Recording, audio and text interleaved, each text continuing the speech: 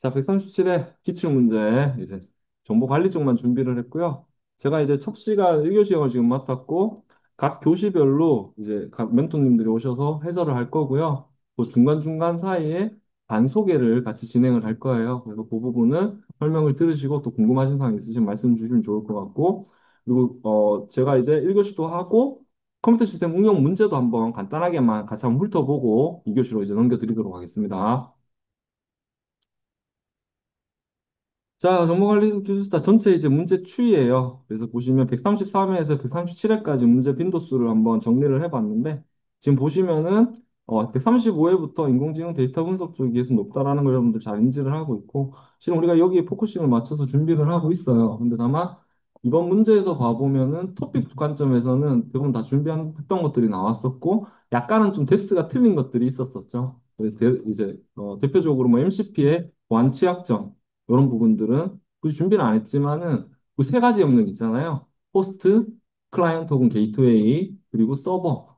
이쪽에 대해서 어떻게 서버는 이제 다양한 여러 이제 뭐 컴플런스다, 뭐 슬랙이다, 이 각각 사이트들을 이야기하는 거기 때문에 거기 인증 이런 부분들은 분명히 취약점이 존재할 수밖에 없거든요. 그럼 충분히 대응이 가능했을 수 있을 거라는 생각은 들었었고 이제 그런 것들 외에는 어느 정도 범위에는 들어왔었던 것 같아요. 그리고 이제 소프트웨어 공학이 이제 다섯 문제.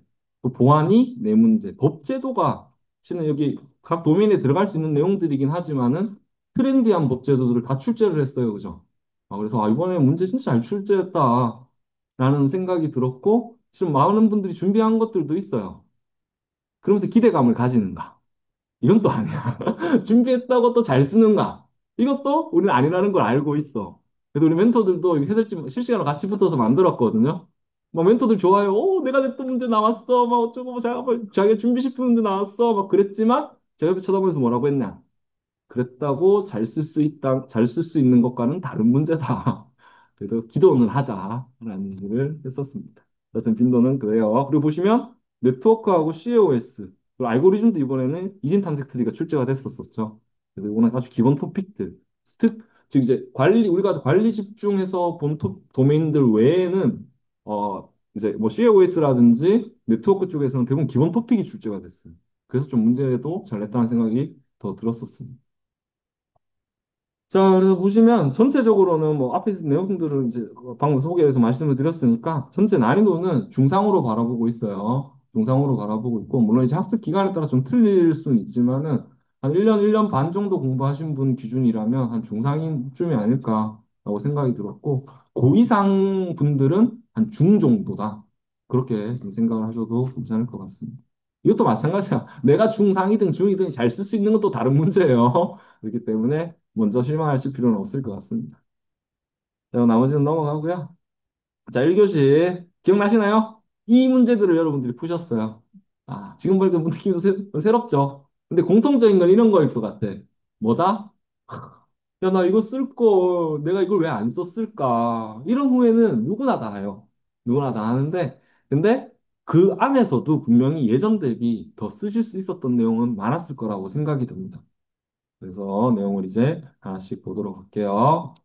자, 우리 라우팅 프로토콜은 뭐예요? 어떤 경로를 최적화, 트래픽을 보내는 데 있어가지고 경로를 최적화하는 그 패스를 관리하는, 테이블을 관리하는 기법이 라우팅 프로토콜인 거고, 거기에 정적이다, 동적이다 있어요. 동적 중에서는 어떤 네트워크 관리자의 관리 범위 안에 들어가는 구간을 AS라고 표현을 하죠. 그래서 그 AS 안에 있는 것과 AS 외부에 있는 것 두 가지로 나눠요. 그걸 IGP와 EGP로 나눕니다. 방금 개념까지 같이 말씀을 드렸고요. 그 IGP의 대표 프로토콜 세 가지 있습니다. RIP, IGRP, OSPF, 그리고 EGP의 대표적인 프로토콜 BGP 있어요. 이 단어만 일단 나와주면 저는 제 생각에는 점수는 충분히 받을 수 있을 것 같다. 근데 이제 이건 조금 전문적인 영역이긴 한데 이제 우리가 이제 클라우드 이제 TA 하시는 분들 한번 봐보면 이제 클라우드 네트워크 라우팅 잡을 때도 이런 BGP 기반의 세팅 많이 하거든요. 물론 프로토콜 선택도 할 수 있고요. 이런 것들이 실은 경험인 것 같아요. 그런 경험들까지 같이 녹였으면 더 많은 점수를 받지 않았을까라는 생각도 좀 들었었습니다. 자, 아티팩트. 저는 이제 아티팩트 항상 이제 보면은 한 근거가 되는 내용이다라는 거를 사전적으로 의미를 담고 있어요. 근데 여기서 포렌식의 아티팩트죠. 그러면은 내용이 있는 것처럼 기기에서 사용자 행위나 시스템 동작으로 인해 생성, 수정, 저장된 흔적 데이터. 요게 아티팩트입니다. 그러면 디텍 포렌식에서의 아티팩트이기 때문에 얘는 우리가 정보를 수집하거나 분석하는 과정에서 쓰실 수가 있어요. 그걸 베이스로 깔고 가시면은 일단은 맞다라고 인지를 할 거라고 생각을 하고요. 물론 이제 키워드는 또 다른 얘기예요. 그래서 우측에 있는 유형하고 기법. 이건 별도로 이제 준비를 하신 분도 있고 안 하신 분도 있는 걸로 제가 인지를 하고 있습니다. 자, 유형 봐보면 시스템 아티팩트, 응용 프로그램 아티팩트, 사용자 행위 아티팩트. 이게 아니라도 여기 있는 내용들 있죠. 요 내용들을 유형으로 뽑으셔도 괜찮고 혹은 사례 기반으로 작성해도 상당히 인지하기 좋겠다라는 생각이 좀 들었었습니다. 자, 그리고 활용 기법의 분석인 거잖아요. 아까 분석이 말씀드렸으니까 로그성의 데이터 분석, 무결성 확보 측면에서의 대형 데이터 보관 관리, 그리고 메모리 네트워크, 그 외에도 OS에 대한 로그 뭐 등등에 대한 분석과 캡처 이런 내용들을 같이 쓰시고요. 밑에 있는 내용들은 이제 윈도우 아티팩트의 사례니까 이건 참고하시면 되겠습니다. 저 모터버스 이거 보고 막 멘토끼리 이거 뭐 버스를 뭐 내 가지고 이걸 사람들을 힘들게 하나 막 이런 얘기를 했었는데 실은 저 때는 이걸 공부를 했었어요. 그래서 원 MTM이라고 하는 IoT 프레임워크가 있습니다. 그래서 그 안에 모터버스가 딱 중앙에 박혀 있어요. 그래서 저도 이제 그때 당시에 공부를 하고 잊고 있었는데 제가 알기로는 시스템 응용기술사 컴퓨터 시스템 응용기술사에 얘가 몇 해 전에 출제가 됐었거든요. 근데 이걸 관리해낼 거라고 생각을 못했어. 아, 그러면서 이거 최소한 IoT라는 단어라도 쓰신 분들은 끄집어냈으면 좋겠다라고 생각을 하면서 멘토들도 이제 해설을 했던 문제입니다. 그래서 우측에 맨 밑에 3단락에 봐보시면 IoT 스마트 팩토리 연계라고 되어 있죠. 거기에 이제 많이 활용되는 프로토콜이고요. 개념적으로는 산업 자동화와 스카다 환경에서 PLC 등 장치 간 데이터 교환을 위한 표준 통신 프로토콜입니다. 되어 있습니다. 유형 세 가지 RTU하고 ASCII하고 TCP가 있고요. 각각 통신 방식은 조금씩은 달라요. 다른데 여기 레벨까지는 응용하신 분들도 쓰기는 힘들었을 것 같아. 혹시 쓰신 분 계신가요? 그렇지. 난쓴 사람 한 명 알고 있거든. 쓴 사람 한 명 알고 있는데, 그래서 그거는 잘 쓰셨더라고요. 기대하고 있습니다. 후기 보시면 있어요. 후기 보시면 있으니까 참고하시면 돼요. 자, 코코포의 원리. 코코포 원리에서 암호 공개 개념이죠. 그 내용이 정리가 되어 있는 내용인 거고, 코코포는 뭐예요? 암호문이 탈취가 되더라도 키가 노출이 안 된다면, 즉 보호가 된다면 안전하게 보장할 수 있다. 근데 그거를 깰 수 있는 공격들은 이런 것들이 있을 수는 있다라고 하면서 이 네 가지를 정의를 해놓은 겁니다. 이게 첫 번째가 암호문 단독 공격. 알려진 평문 공격, 선택 평문 공격, 선택 암호문 공격 네 가지. 그래서 암호문 단독 공격은 오로지 암호문을 가지고 평문이나 키를 찾아내는 방법이고요. 알려진 평문 공격은 특정 개수의 평문과 대응된 암호문을 알 때 공격하는 기법입니다. 자, 그리고 선택 평문 공격은 원하는 평문을 선택해서 대응되는 암호문을 지속적으로 알 수 있을 때 공격하는 기법. 선택 암호문 공격은 원하는 암호문을 선택해서 거기에 대응되는 평문을 알 수 있을 때 공격하는 기법. 자, 이것도 재밌었었는데 이 네 가지는 알아. 의미를 헷갈려. 의미를. 괜찮아. 자, 우리 그때 뭐 하는 거예요? 그렇게 써놓고 안 읽어주기를 키워드만 봐주기를 그렇게 할 수밖에 없어. 근데 정확하게 쓰실 수 있는 분이 또 이거 쓰다 보면 헷갈리거든. 해설도 하다 보도 헷갈리는 그렇게 좀 생각하셔도 될 것 같아요. 편안하게 있읍시다. 자, GNN. 그래서 지난번에 이제 기출 예상을 했었던 문제인 거고, 이제 우측에 있는 유형을 다들 알고 계세요. 그죠? 그리고 GNN은 여러 형태로 쓸 수가 있어요. 그래서 우리가 SNA에서 노드와 엣지, 그 어떤 의미에 대해서 노드와 엣지를 다 구성을 하잖아요. 그 왜 하는 거예요? 그 관계성을 보는 거잖아요. GNN도 실은 그런 기능들을 가지고 있어요. 그래서 클러스팅까지 쓸 수가 있다라고 예전에 말씀을 드렸던 기억이 있고, 자, 그래서 보면 그래프에 있는 노드 사이의 상관성을 모델링하기 위해 그래프 구조에 대해 직접적으로 작동하는 인공신경망이야라고 얘기했고요. 여기 보시면 위에 있는 게 실은 절차예요. 이 그림에 있는 게. 그래서 데이터가 있고 그래프 구성하고 그래프 뉴럴 네트워크에 대해서 의미 기반으로 다시 한번 정리를 하고 거기서 최적화시키는 과정이 이게 절차입니다. 그렇죠? 그래서 이걸 쓰시고 유형까지 작성을 하시면 아주 베스트죠. 그죠? 그래서 크게 두 가지로 나눠집니다. 스펙트럴하고 스파셜. 스펙트럴의 GCM, 그리고 챗넷 스펙트럴 CNN. 스파셜렛에 그래프 싸게라고 우리가 맨날 얘기했었었죠. 그리고 GAT, MPNN, GIN 네 가지 이유로 있습니다.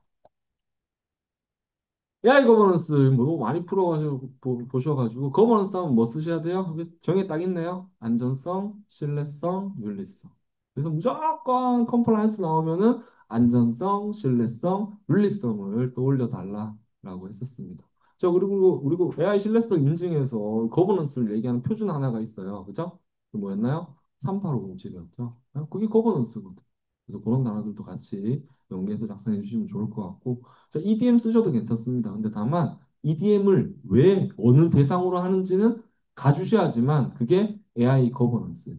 그래서 보시면 거버넌스 모형에 거버넌스 가이드라인, 조직 R&R, 프로세스, 그 AI 모델, 그리고 AI 데이터. 이 데이터 모델은 또 반드시 같이 나와줘야 되겠죠, 그죠? 그래서 그런 부분들까지 연계하셔서 작성해 주셨으면 합니다. 자, 트랜스포머 그리고 MOE 그래서 각각 뭐 다들 알고 계시고 트랜스포머는 셀프 어텐션을 중심으로 문맥을 이해하고 인디코드 구조를 기반으로 동작하는 딥러닝 아키텍처입니다. 그리고 MOE는 여러 개의 전문가 네트워크를 두고 캐팅 네트워크가 특정 입력에 적합한 전문가를 선택해서 최적의 결과를 도출하는 모델이에요. 자, 공통점이 있다면 여기는 없지만 어디 있어요? 지금의 왜 눈을 크게 뜨고 무섭게 쳐다봐? 어디서? LLM에 뜨잖아, LLM에. 그 과정을 보여주고 요 두 가지를 넣어도 괜찮아요. 그래서 이제 태생이 트랜스포머고 성능에 대한 향상이 MOE야. 이런 주장을 앞에 딱 보여주고 나서 각각의 개념을 적으시는 것도 하나의 접근법입니다. 자, 트랜스포머의 키워드. partial encoding, self attention, multi attention, masked multi attention. 우리가 준비했던 키워드들이고요. MOE 입력 출력을 두고 중간에 getting 그리고 각각의 전문가 네트워크 그리고 이걸 추론하는 인퍼런스를 해야겠다. 다만 여기에서에 대한 최적화도 하나의 과정이다라는 것도 보여주면 더 좋을 것 같고 또 쓰실 수 있는 건 뭐 있어요? MOE의 프레임워크 있죠? 알고리즘들 Gshard 기억나시나요?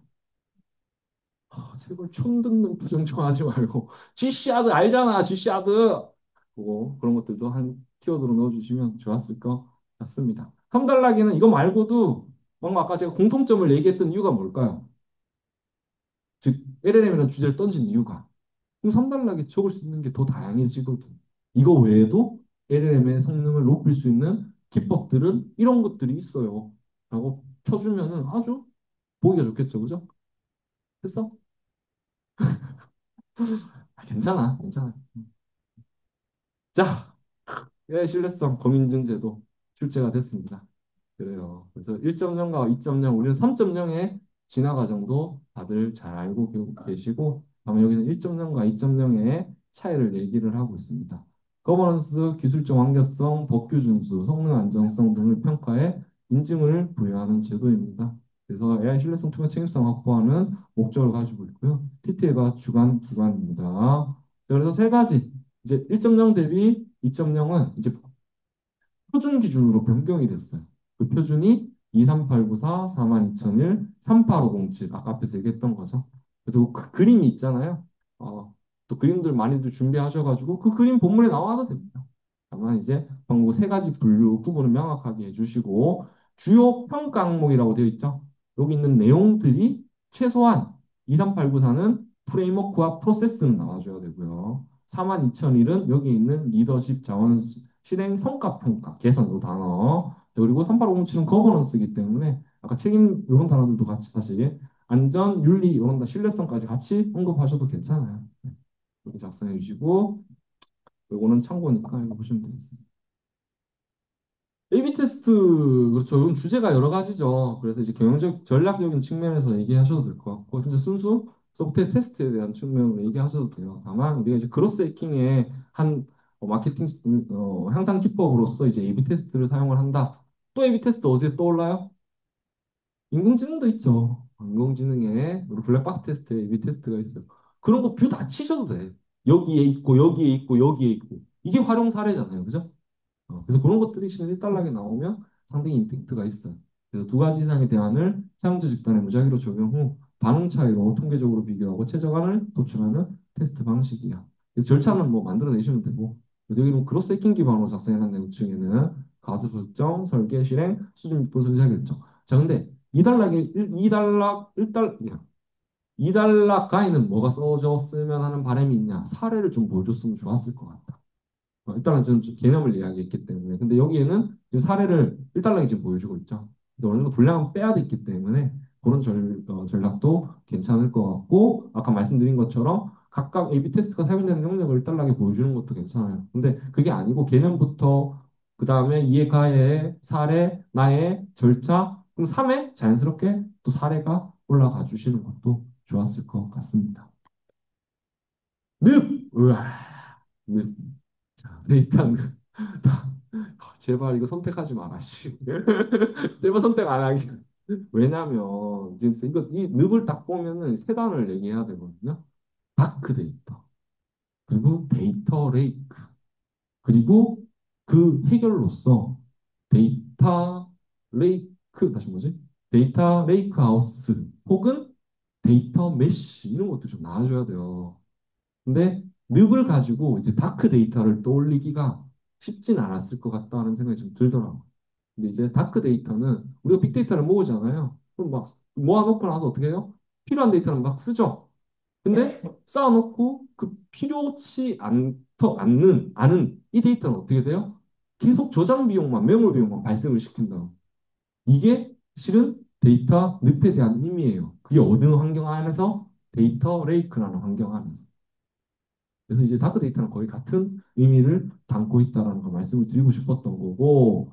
자, 그래서 보니까 여기에 원인이 막연한 수집, 메타데이터 체계 부족, 데이터 거버넌스 체계 부족, 표준화 실패. 자, 이런 게 다 연계가 되겠죠. 그죠? 이런 것들은 다 작성을 하실 수 있었을 것 같고, 해결 방안에 반대로 거버넌스 체계, 메타데이터 구축, 표준화, 품질 체계, 데이터 레이크, 하우스, 데이터 메시 이런 기술 요소적인 요소들까지 같이 나온다면 한 판이 예쁘게 만들어지지 않았을까 생각이 듭니다. 자, 역공학, 제공학 뭐 하도 써와가지고 근데 제가 이제 항상 역공학은 괜찮은데 제공학은 개념 제발 좀 다시 봐라 다시 봐라는 얘기를 많이 말씀을 드렸었거든요. 그래서 밑에 보면 개념에 자 이것도 마찬가지예요. 우리 어떤 주제로 묶여요? 유지보수 향상이라는 단어로 묶이죠, 그죠? 그게 인트로로 간 거고 이걸 앞에 중간에 쳐주고 혹은 얘에 대한 문제점을 이야기를 하고 필요한 유지보수 향상을 던지고 각각의 정의를 일단락에 적고 가셔도 되고 지금처럼 1. 역공학, 2. 제공학 가셔도 됩니다. 단어 간글이라든지 혹은 상달락에 좀 묶어주는 작업들을 해주면 더 좋을 것 같아요. 그럼 제공학은 기존 시스템을 널리 사용하는 프로그램 표준에 맞추거나 타 하드웨어에서 사용할 수 있도록 변환하는 기법이 일단 일반적인 의미고요. 두 번째 위에 있는 게 기존 소프트웨어를 분석해서 재구성 이식하여 품질과 유지보수성, 생산성을 높이는 수명 연장 활동이 제공학입니다. 요거를 아마 잘 쓸 수 있을 거예요. 문제 보면은 아따 싶거든. 야, 이거 가야지 하고 들어갈 거거든, 분명히. 근데 항상 이런 제공 이런 건 정의를 쓰기가 쉽지 않았던 것 같아요. 자, 그래서 제공학 기법에는 이제 제구조화와 제모듈화 그리고 의미론적 추출 방법도 쓸 수 있다라고 교재 내용이 있습니다. 자, 이진 탐색 트리. 자, 여기 이것도 뭐 많이 써보셔가지고 O 로그 N 시간 복잡도 탐색 최적화 이진 탐색 트리의 개념. 이진 트리이면서 루트를 기준으로 왼쪽 값은 더 작고 오른쪽 값은 더 큰 조건을 만족하는 탐색 최적화 트리고요. 시간 복잡도는 균형이 잡힌 데이터 쓰신 경우 ON 로그 N, 불균형인 경우에는 ON으로 시간 복잡도를 가질 수 있다. 과정을 이야기해 줘야 되죠. 알고리즘이기 때문에. 그래서 이거 과정 적으셔야 돼요. 알고리즘 무조건 과정 적으셔야 돼요. 그게 이해갑입니다. 근데 삽입, 삭제로 나눠서 했어요. 삽입은 어렵지 않죠, 그죠? 정의도 방금 설명을 했으니까 노트부터 시작해가지고 크면 오른쪽, 작으면 왼쪽으로 가면서 위치를 찾게 됩니다. 자, 삭제는 자식의 숫자, 위치에 따라서 좀 달라져요. 자식이 한 개, 맨 끝에 있는 리프 노드면 바로 그냥 제거하면 끝. 자식이 하나인 경우에는 제구 자식 노드용들, 두 개인 경우에는 오른쪽 혹은 좌측 이건 정하기 나름입니다만 일반적으로는 오른쪽 서브트리 최소값을 위로 올리고 그 노드를 제거하는 형태로 정리를 하게 됩니다. 네, 좋아요. 자, 그 외에도 이제 여러 이진탕색 트리의 확장이 AOL 트리라든지 레드 블랙 트리 이런 것들이 있다. 라고 마무리했습니다. 자, 연관규칙 분석 딱 푸셨죠, 그죠? 이거 안 푸실 수가 없을 것 같아. 수식들 잘 체크하셨을 것 같고. 제가 그 얘기 했었어요. 이거 보면서 2달러까지는 다 잘 쓰셨을 거예요. 3달러에 살을 쓸 시간이 있을까? 이런 부분들까지 보여주는 게, 왜냐면 다, 요 2달러까지는 다 써. 이거 안 쓸 수, 못 쓸 수가 없어. 이 정도 다 쓰실 거거든. 차별화는 3달러야. 근데 사례밖에 없어요. 근데 값을 보여주는 게 제일 베스트인 거죠. 혹은 2달러에 시가고 살에 같이 붙여서 쓰시는 것도 방법이야. 시간에 쫓기면. 근데 그게 나와주면은 가장 이상적입니다. 제가 뭐라고 말씀드렸죠? 서초 시험 치기 전에 어려운 문제는 어떻게? 쉽게. 쉬운 문제는 어렵게. 자, 요거 쉬운 문제 맞나요? 맞죠? 근데 왜 안 썼어? 왜? 왜? 알겠습니다. 그러실 수 있습니다. 자, 요게 이제 1교시 문제였고요. 네, 안녕하세요. 예, 이번에 2교시 기출풀이를 맡은 이강인입니다. 뭐, 앞에 최 멘토님이 기출풀이 잘 해주셨으니까 간단하게 하고, 뭐 아시는 분들은 봤겠지만은 넘어가겠습니다. 자, 우선은 2교시 문제를 보시면은 이번에 우선은 2교시 도메인별로 분석을 해봤는데요. 지금 보시면 아시겠지만은 AI, 그다음에 소프트웨어 공학, 그다음에 법제도, 경영 이런 식으로 꾸준히 계속 나왔습니다. 지금 최근에 뭐 대부분이 아시겠지만은 AI랑 이런 것들이 워낙 핫하기 때문에 그래가지고 그쪽에서 이제 심화적으로 좀 나왔다고 보시면 될 것 같고요. 그래서 문제 현황을 보시면은 SLA 전통적으로 이제 서비스 쪽이 워낙 중요해져가지고 SLA가 나오신 거고 MCP 최근에 도메인 기출이었고 기출에서 심화적인 보안적으로 좀 더 나온 것 같고요. 그다음에 캐시 메모리 같은 경우에는 전통적으로 이제 CAOS에서 응용 쪽에서 나왔는데 한동안 이제 관리 쪽에서 안 나오다가 계속 응용 쪽에서 주기적으로 계속 출제됐다가 그러면서 이번에 관리로 나온 것 같습니다. 그래서 과거에 이제 기본 지식하고 그래가지고 보시면은 현재 기술 트렌드 AI 같은 거 MCP, 그다음에 실무 운영 지식인 SLA 이런 걸로 계속 종합적으로 평가됐던 교시인 것 같고요. 그래서 출제 의도나 보시면 될 거고 그래서 특이사항 같은 경우에는 이제 AI 관련 문항이 이제 보안 취약점, 그리고 최신 AI 활용 서비스, 그다음에 초거대 AI 가이드라인 이번에 2.0으로 나오면서 심화적으로 초거대 AI 같은 경우에도 지금 예전에 129회인가의 기출로 나왔고요. 그래서 심화적으로 2.0으로 변형돼 가지고 변경된 것 때문에 같이 나온 걸로 생각이 되고요. 네, 품질 관리 이런 것들도 계속 나온 것 같습니다. 여기서 보시면 아시겠지만은 AI 쪽이랑 빅데이터 쪽이 꾸준히 지금 최근에 워낙 핫하고 중요한 토픽들이기 때문에 꾸준히 계속 지속적으로 나온다는 거를 좀 보셨으면 좋겠고요. 문제는 이제 전체적으로 난이도는 중상으로 봤고요. 그래서 그 근거로는 이제 MCP가 이제 보안적으로 실제로 보안 취약점이 나온 거고, 보안 취약점에 대한 대응 방안을 제시해야 되는 거고, 그다음에 텍스트 SQL 같은 경우에는 활용 사례로 나왔기 때문에 실제로 응용하고 응용 능력까지 본 것 같습니다.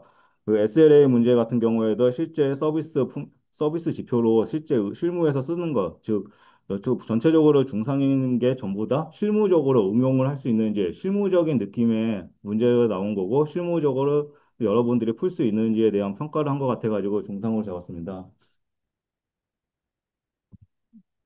1번 문제를 보시면은 캐시 메모리에 대해 다음을 설명하십니다. 캐시 메모리 같은 경우에는 전통적으로 응용에서 주로 나왔고 지금 최근에 컴시행 같은 경우에는 꾸준히 출제된 토픽들이고요.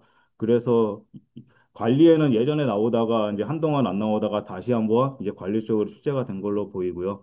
캐시 쓰기 정책과 캐시 일관성 문제의 원인과 해결 방법. 이 문제 같은 경우에는 아마 응용 쪽으로 계속 기출 문제랑 같이 보셨던 분들은 어느 정도 충분히 풀 수 있을 문제라고 생각을 하고 있고요. 기출에서 이제 응용 쪽에서 쓰기 문제도 나왔고 일관성 문제도 계속 꾸준히 나왔으니까 응용 쪽까지 같이 보셨던 분은 충분히 풀 수 있는 것 같고 그래서 1단락에는 캐시 메모리에 대해서 설명을 했고요. 캐시 메모리가 이런 것이라고 설명을 했고 그다음에 2단락에 캐시 메모리의 정책 여러 가지 정책 중에 쓰기 정책에 대해서 설명을 했습니다. 그래서 쓰기 정책에 대해서 이제 라이트 스루, 라이트 백, 라이트 어라운드 이런 같은 쓰기 정책들이 있었고 그 중에서도 대표적인 라이트 스루와 라이트 백에 대해서 상세적으로 설명을 한 거고요.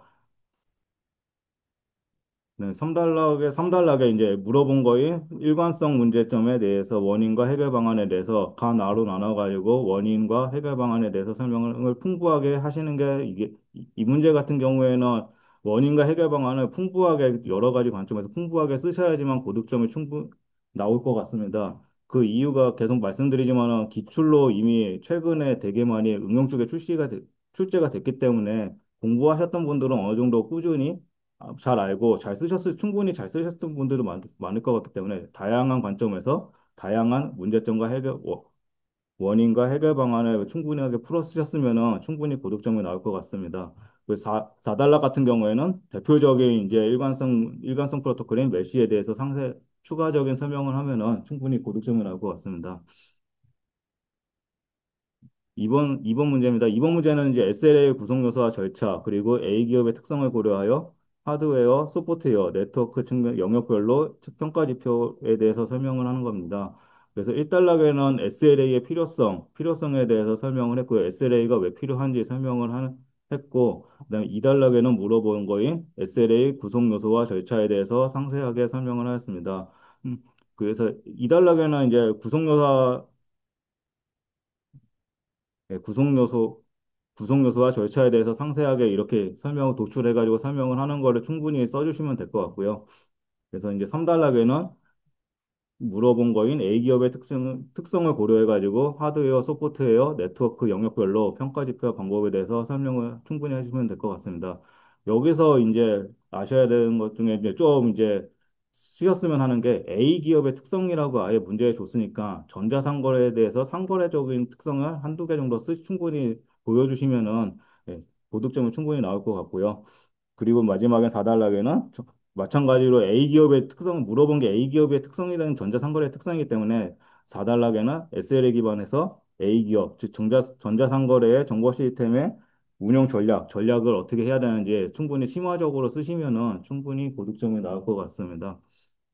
이 문제 역시도 SLA는 예전부터 나왔던 기출 문제였고, 그리고 최근에 132행, 3행가 1행가에 이제 SLA형 클라우드 SLA가 나와가지고 충분히 클라우드 서비스에서 전자상거래 서비스로 좀 심화된 문제라고 생각을 하시면 될 것 같고요. 그렇기 때문에 전자상거래의 특성에 맞는 SLA에 대해서 쓰시면은 고득점이 나올 것 같습니다. 3번 문제는 기존의 기출이었던 MCP 서비스를 하고 그다음에 보안 취약점에 대해서 설명하고 대응 방안을 제시하는 건 문제입니다. 그래서 1단락에는 MCP에 대해서 설명을 했고요.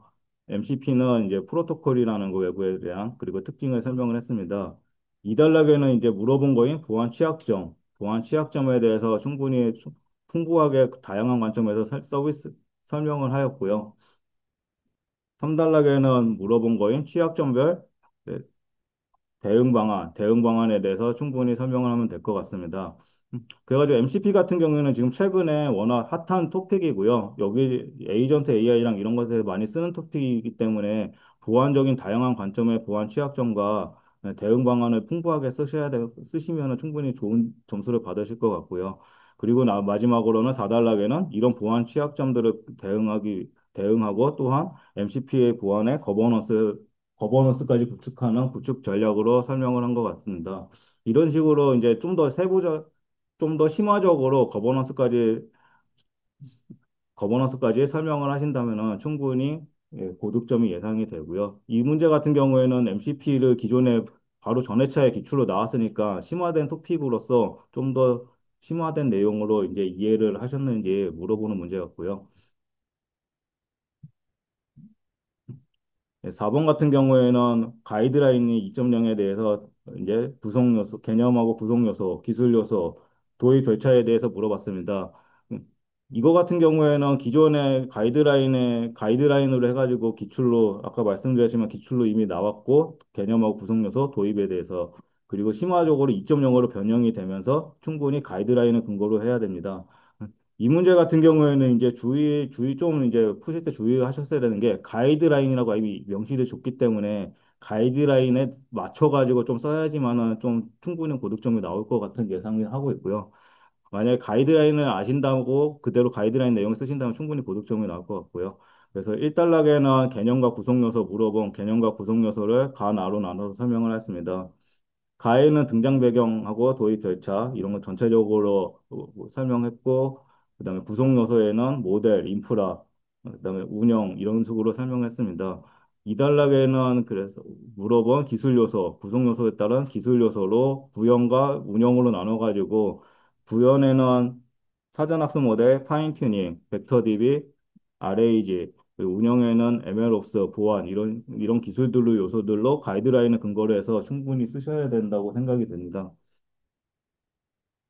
그리고 3단락에는 이런 초거대 AI를 도입하기 위한 절차, 초거대 AI 도입 결정하고 방식 선택하고 이런 절차, 가이드 마찬가지로 이것도 가이드라인을 근거로 해가지고 충분히 쓰셔야지만 풍부하게 쓰셔야지만은 고득점이 나올 것 같습니다.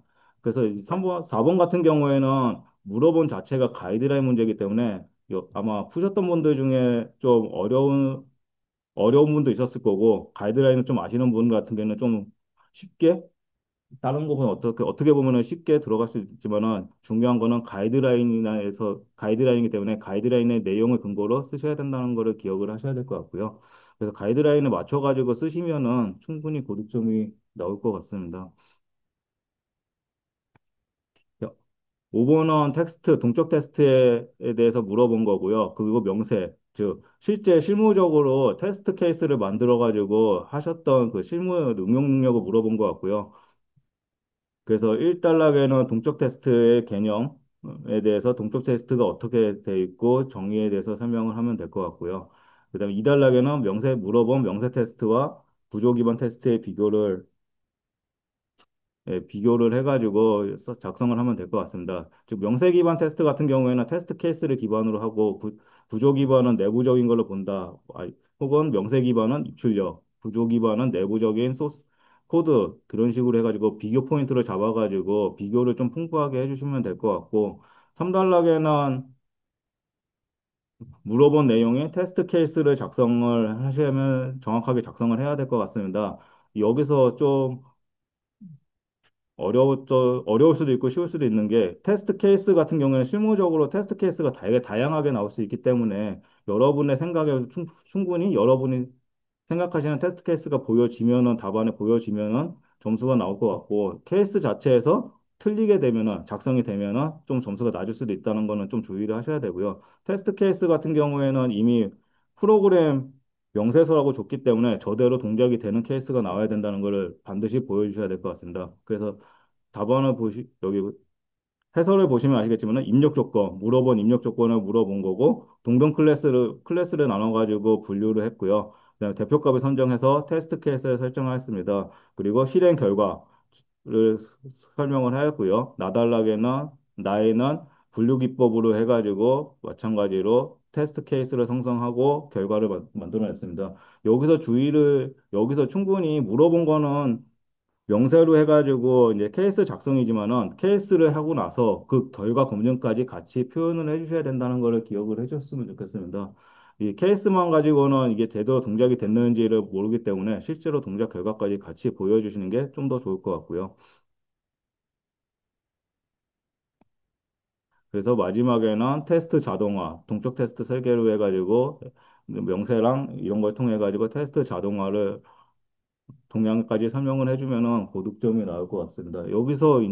이 문제 같은 경우에는 저희도 기출 이제 해설을 보면 아시겠지만은 케이스 자체가 이미 정해진 이대로 동작해야 된다는 걸 보여줘야 되기 때문에요. 분명한 거는 케이스를 쓰시고 그거에 따른 결과까지 보여줘야 된다는 걸 기억을 해주시고요. 그게 맞으면은 충분히 점수는 받으실 수 있을 것 같고요.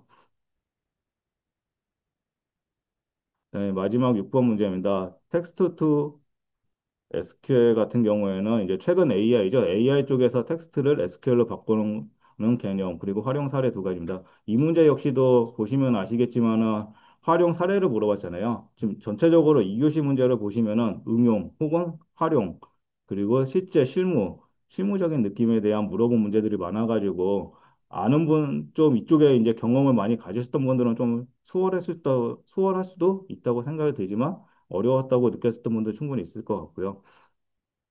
6번 같은 경우에서 1단락에는 텍스트 투 SQL의 개념을 설명을 했습니다. 사용 목적은 친화성, 복잡한 GD를 지원해가지고 활용 분야는 마케팅 데이터, 그리고 인사 시스템, 이런 식으로 활용 사례에 대해 가지고 물어본 걸 전체적으로 통합해가지고 1단락에는 설명을 해줬고요. 2단락에는 그래서 텍스트 투 SQL에 대한 기술 요소랑 동작 절차랑 기술 요소 좀 심화적으로 설명을 했습니다. 그래서 동작 절차는 프롬프트 매니저, 그 다음에 매핑, SQL 생성까지 하는 동작을 설명을 했고요. 기술 요소는 그래서 자이언트 이해, 시멘틱, 그 다음에 스키마 매핑, SQL 생성, 그 다음에 RAG 이런 걸로 기술 요소로 해가지고 텍스트를 SQL로 바꾼다는 걸 설명을 했습니다.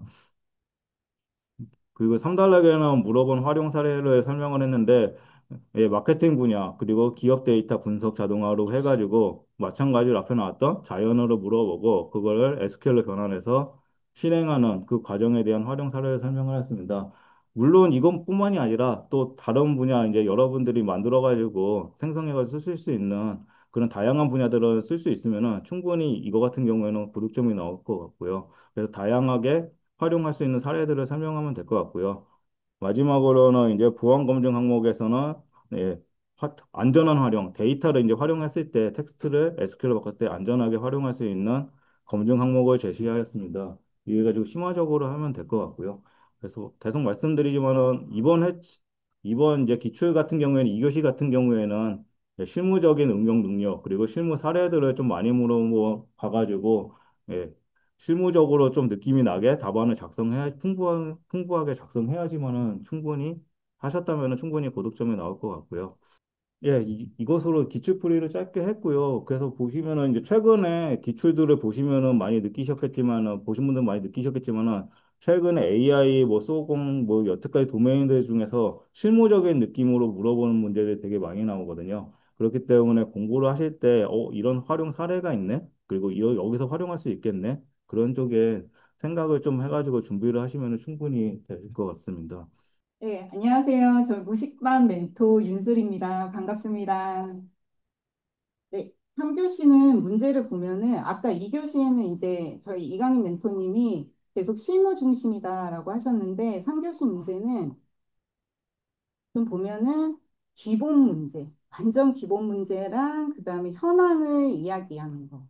이 다중지역 동시 가동 방식 같은 경우에는 행안부에서 2024년도에 이제 행안부 장애가 나고서 이런 방식으로 우리는 DRS를 다 구축을 하겠다. DR 구축을 이렇게 하겠다라는 거를 계속 배포했어요.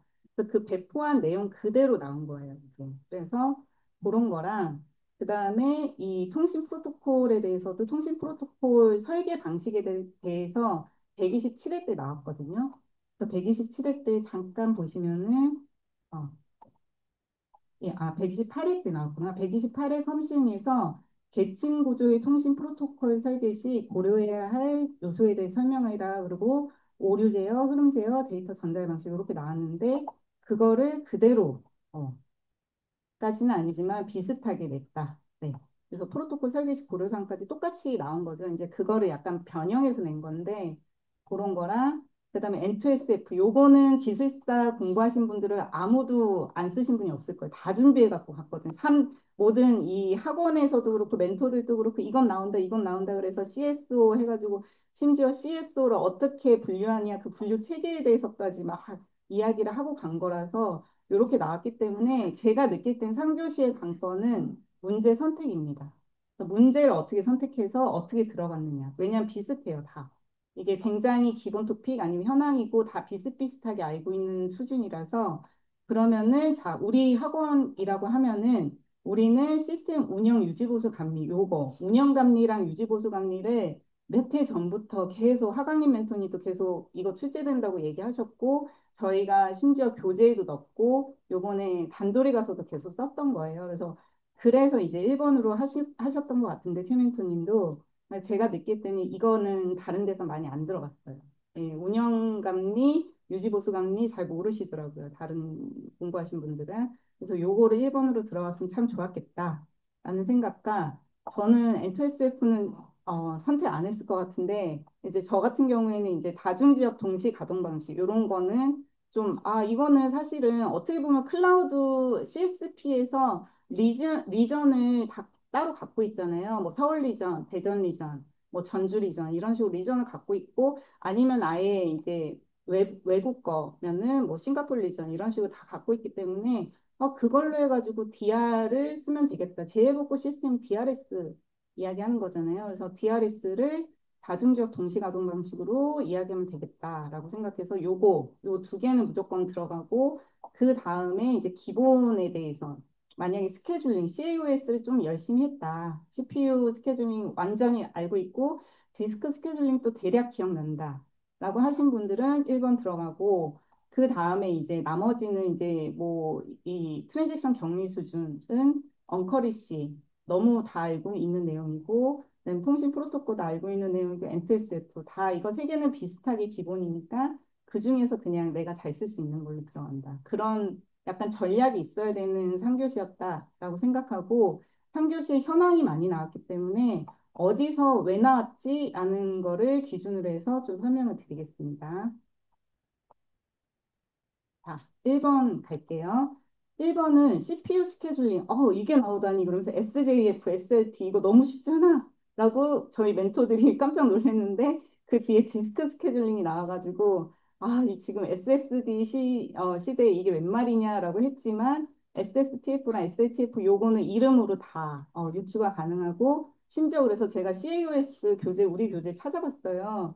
그래서 디스크 스케줄링 우리 교재 맨 뒤에 있어요. 맨 뒤에 있고 이것도 설명을 해주셨어요. 이제 뭐 탐색 시간이랑 회전, 전송 시간, 접근 시간 해가지고 이렇게 되는데 FCFS 이거는 포스트 컴, 포스트 서브잖아요. 여기서 이렇게 뭐 발전했다 이런 내용도 나왔었기 때문에 그래 기억이 나시는 분들도 있겠다라고 생각을 했고 이런 거는 이제 CPU 스케줄링이랑 디스크 스케줄링을 묶어서 했기 때문에 스케줄링이란 무엇이고 CPU는 자원 효율 극대화고 디스크는 디스크 어세스. 그러니까 디스크는 뭔가 저장해 놓는 건데 그거를 인아웃으로 인 넣을 때랑 아웃할 때 어떻게 꺼낼 것인가 그거를 이야기하는 거구나 라는 것만 딱 기억을 하시면 이렇게 들어갈 수 있었을 거고요.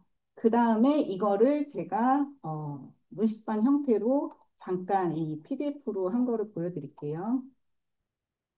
PDF로 보시면은 스케줄링이 있고 이 문제에 대한 거예요. 그래서 CPU 스케줄링이 있고 디스크 스케줄링이 있다. 그래서 개념은 CPU 스케줄링은 언제 어떤 프로세스의 CPU를 할당할지 결정하는 작업이다.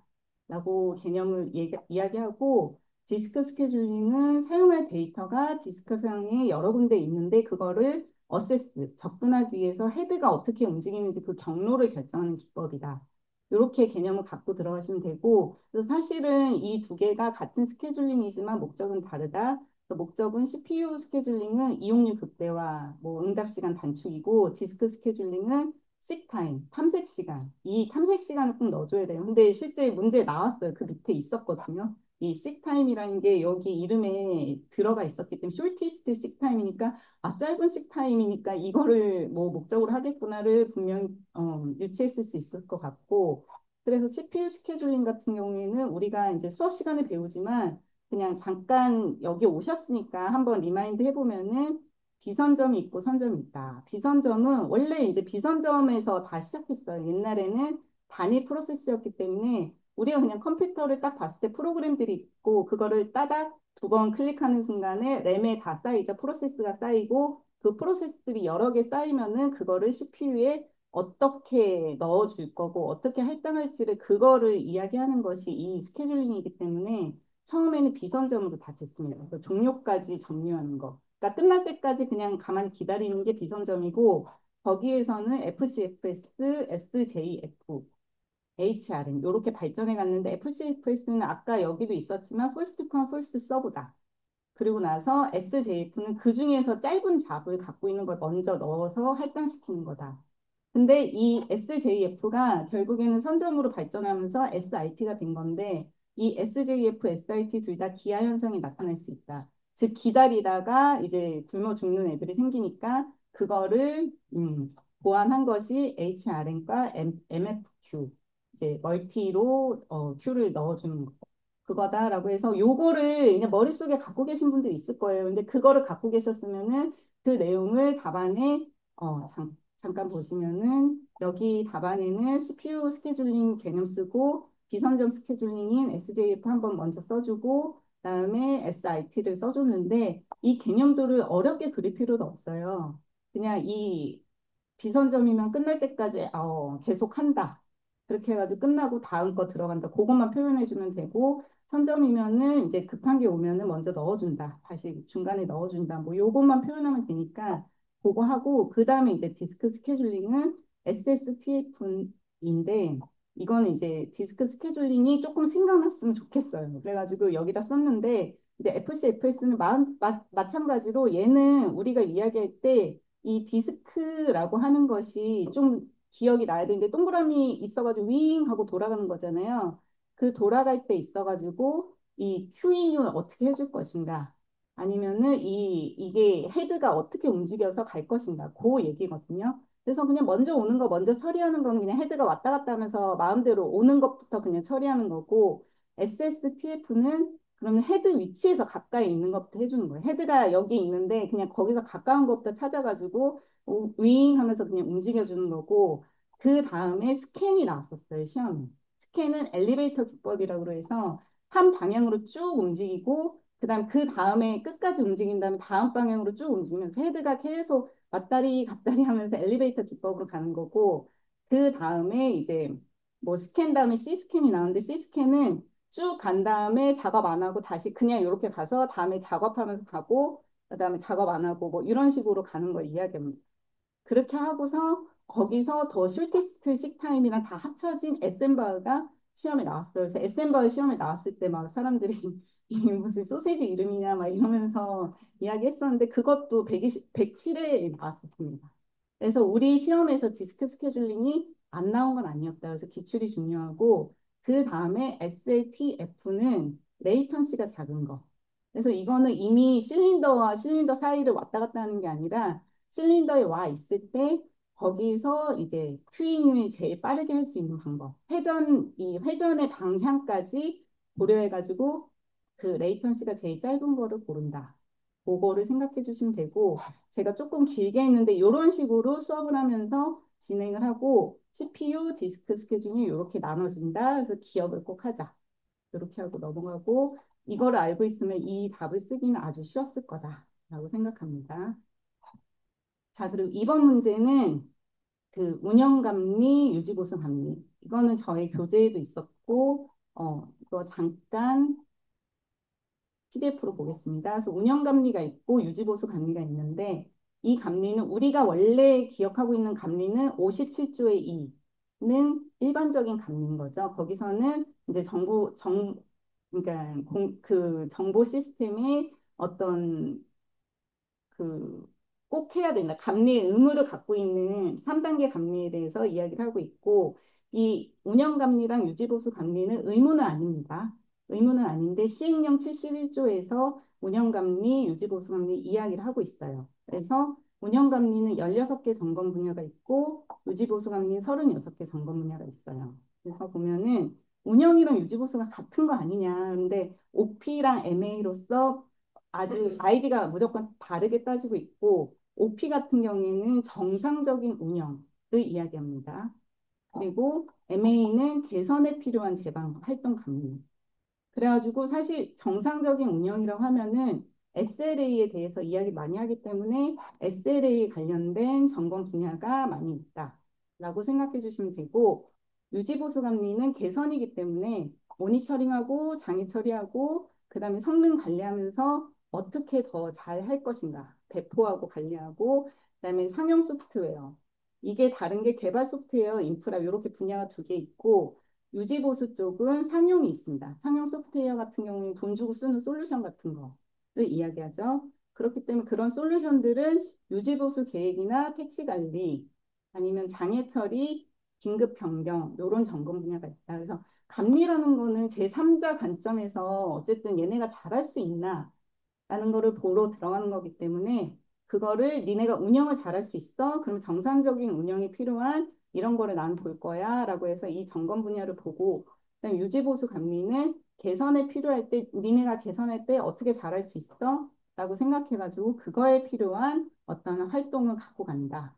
그래서 이 세개 13개에서 16개가 있고 유지보수 감리는 12개, 13개, 11개에서 36개가 있고 그거를 이제 답안으로 풀었으면 됩니다. 그래서 뭐 시스템 운영 감리, 유지보수 어, 운영 감리, 유지보수 감리 해가지고 쭉 쓰면 되고, 그래서 이번 문제는 그렇게 시스템 운영이랑 유지보수 감리였고, 우리는 공부를 많이 했기 때문에 대부분 분들이 개발이랑 인프라는 생각이 나셨을 것 같고, 상용 소프트웨어도 생각이 나셨을 텐데, 이 분야가 약간 기억이 안 나셨을 것 같은데, 분야는 조금씩 SLA 관점에서 좀 써주시고, 뒤에는 ITIL 관점에서 이거를 유지보수하고 개선할 때 어떤 식으로 하지? 그거에 기억하시면서 쓰셨으면 좋은 점수 얻으실 겁니다. 그리고 이제 3번입니다. 3번은 다중지역 동시 가동 방식, 즉 멀티 리전 액티브 DRS 재복구 시스템에 대해서 설명. 근데 사실 이거는 뭐 이게 행안부 그거 몰랐어도 쓸 수 있는 거잖아요. 우리가 DRS 같은 경우는 경영에서 되게 많이 썼던 거고 다중지역 동시 가동 방식 이거 그냥 말이 한국말이 어려워서 그렇지 멀티 리전에 액티브로 가겠다. AA로 가는 거잖아요. 액티브 아닌 건 스탠바이잖아요. 액티브 보통 액티브 스탠바이도 많이 가는데 여기 이거는 액티브니까 둘 다 살려놓고 바로 그냥 다운타임 없이 가겠다는 거구나라는 생각을 하시면서 높은 가용성과 신속 복구 요거 키워드를 잡아서 쓰시면 됩니다. 그러면서 여기 이제 GSLB는 사실 거기서 고려사항이어가지고 쓴 건데 뭐 기억이 GSLB까지는 안 났을 수 있어요. 그래서 그럼 액티브니까 두 개를 계속 똑같이 가져가야 됩니다. 연속성 있게 가져가야 되니까 두 개를 계속 또 동일하게 갖고 가야 되는 부분을 어떻게 고민할지 그거를 쓰셨으면 될 것 같고 그 내용에다가 주요 기술 요소에다가 이제 데이터베이스 같은 경우에는 어떤 CDC가 제일 먼저 떠올랐을 것 같아요. 이제 두 개의 데이터베이스를 계속 동일하게 가져가는 방식, 그리고 세션을 동일하게 묶어서 가져가는 방식, 어플리케이션에서도 계속 똑같이 배포하면 둘 다 똑같이 올라갈 수 있는 거, 뭐 스테이트리스 앱이라고 하기도 하고, 뭐 서비스 메시라고도 써놨는데 여러 가지 기술들을 본인이 아는 거를 이런 데는 다 써주시면 됩니다. 그러면서 이제 나중에 뒷단에는 데브옵스 운영 관점에서 이거를 어떻게 계속 서비스를 가져갈 수 있을까? 그 다음에 품질은 어떻게 갖고 갈까? 그건 뭐 SRI, SLO를 어떻게 측정할지 대시보드 갖고 가겠다. 라는 내용도 있고 운영 자동화까지 여기 기법스까지 다 기술 요소에 넣어놓으셨습니다. 그래서 여러분들이 공부하실 때도 이런 거는 기술 요소로 쓸 수 있겠다는 거 좀 정리하시면서 가시면 좋을 것 같아요. 네. 그리고 4번 문제. 이제 4번, 5번, 6번은 사실 상당히 기본 문제고 기본 토픽들이에요. 이거는 언제든지 나올 수 있다라고 생각하는 건데 또 나왔어요. 사실 데이터베이스 트랜잭션 격리 수준은 되게 여러 번 비슷한 문제들이 계속 나오고 있거든요. 동시성 어떻게 가져갈 거냐, 동시성이 깨졌을 때 뭐가 문제냐, 이런 문제들이 계속 나오고 있고 이 트랜잭션 격리 수준 하면은 레벨 0부터 3까지 이거 리커 뭐죠? 언커리시. 네, 그래서 언커미티드, 언커리시, 커미티드, 리드, 시리얼라이저블. 그래서 언커리시는 다 기억하셨을 것 같고 0부터 3까지는 쓰셨을 것 같아요. 근데 여기선 중요한 건 요 표, T자형 요 표를 꼭 그려야 된다. 그래서 여기도 물어봤잖아요. 격리 수준에 따라 발생할 수 있는 이상현상 이 세 개를 넣고 격리 수준에 따라서 0이면 다 발생 가능하고 시리얼라이저블이면 다 발생 불가해요. 근데 사실 이거는 동시성을 너무 높여놓으면은 성능에 문제가 생긴다라는 것도 꼭 써주셔야 돼요. 시리얼라이저블 했다가 DB가 잡아가지고 다 장애나는 경우가 되게 많이 있잖아요. 그렇기 때문에 그거는 가져가야 된다라는 거를 꼭 써주셔야 되고 이상현상에는 여기 부정판독 뭐 그다음에 비반복 판독, 가상 판독도 있지만 우리가 항상 얘기하는 개념 모형 같은 것도 똑같이 써주셔도 돼요. 개념 모형이 결국에는 이 동시성이 안 맞춰지면은 나타나는 거니까 그 얘기 써주셔도 되고 그렇기 때문에 이 트랜잭션 격리 수준을 결정할 때 여기 고립 수준, 동시성 수준이라고 썼는데 저 같으면 그냥 조금 근데 어쨌든 채점위원분들이 그냥 바로 와닿게 성능이라고 썼을 것 같아요. 성능은 어떻게 갖고 갈 거냐 아니면은 그 사이트가 어떤 사이트냐. 예를 들어서 뭐 쇼핑몰이다. 아니면 어떤 그냥 임직원들이 쓰는 몰이다. 임직원들이 쓰는 사내 시스템이다. 이런 거에 따라서 고리 수준 완전 달라지거든요. 그래서 그런 것도 써주시면 좋을 것 같다. 그래서 이거는 기본 토픽인데 한번 여러분들이 좀 생각해 보시고 조금 다르게 쓸 수 있는 방안은 무엇이지라고 생각했을 때 저는 대면모형 쓰고 투표의 낙타다도 같이 써줄 수 있다. 왜냐하면 투표의 낙타다도 결국에는 이 이상현상을 없애기 위해서 동시성을 다 맞춰주는 작업이잖아요. 그런 거를 같이 써줄 수 있다라고 생각하시면 됩니다. 자, 그다음에 5번 문제는 우리가 네트워크를 배울 때 굉장히 이것도 항상 주요 문제. 그래서 셀테 쓰고 모의고사 주모 쓰고 했던 문제들인데 이거가 나왔고 아까 보여드렸듯이 128회 컴시인이 나왔던 프로토콜 설계식 고려사항을 다시 풀어가지고 거꾸로 문제를 냈어요. 그래서 오류 제어, 혼잡 제어 얘기하고 그 중에 이제 사실은 혼잡 제어에도 슬라이딩 윈도우 기법을 쓰기도 하죠. 혼잡 제어 하면서 이 혼잡 제어할 때 슬로우 스타트나 혼잡 회피하면서 그 윈도우를 어떻게 가져갈 건가 슬라이딩 윈도우를 해가지고 윈도우 크기를 정해가지고 그거를 클로즈하고 오픈하면서 어떻게 쓸 것인가 또 혼잡 제어라고 할 수도 있어요. 근데 우리는 이제 또 흐름 제어라는 이름으로도 이 슬라이딩 윈도우를 이야기하고 있어서 혼잡 제어에서 하나의 윈도우, 슬라이딩 윈도우를 갖고서 3단락을 쓰셔도 되고 아니면 흐름 제어로서 슬라이딩 윈도우 쓰셔도 됩니다. 둘 다 가능하고 그래서 이 문제는 결국에는 통신이 프로토콜이 어떤 계층적으로 갈 때 그걸 얼마나 신뢰성을 보장해서 갈 수 있냐. 상호 운영성이나 신뢰성. 이 네트워크 계층이 갈라지는 이유는 서로 간의 약속이 되게 중요한 거잖아요. 그래서 프로토콜 자체가 약속이란 이름이고 그래서 이 상호 운영성과 신뢰성을 보장하기 위한 통신 프로토콜에 대해서 이야기를 하면서 들어가는 게 제일 좋아요.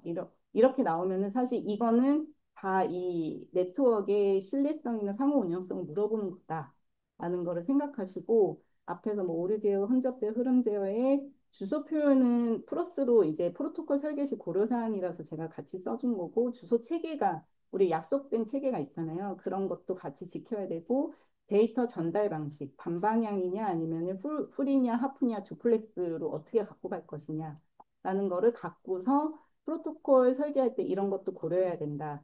그러면서 그렇게 고려하면은 QoS가 보장이 되고 데이터 신뢰성이 높아진다. 라는 거를 여기다 이제 1단락에 딱 표현을 하고서 들어갔습니다. 그래서 요 오류 제어나 혼잡 제어는 읽어보시면 다 아시는 FEC, BEC, 혼잡 제어는 태호, 리노 이제 모델 갖고 그냥 설명을 했어요. 그래서 태호, 리노가 생각이 안 나면 그냥 슬로우 스타트서부터 혼잡 회피하고 재전송하고 회복한다. 이런 내용으로 쓰셔도 돼요. 이렇게 우리 많이 그리는 그림 있잖아요. 이 슬로우 스타트 되는 그림. 그 그림으로 혼잡 제어를 쓰셔도 됩니다. 그 다음에 이제 슬라이딩 윈도우 같은 경우는 이제 송신측이랑 수신측이 윈도우 크기를 약속해가지고 들어가는 거다. 혹은 수신측에서 요청한 그 크기로 송신이 보내주는 거다.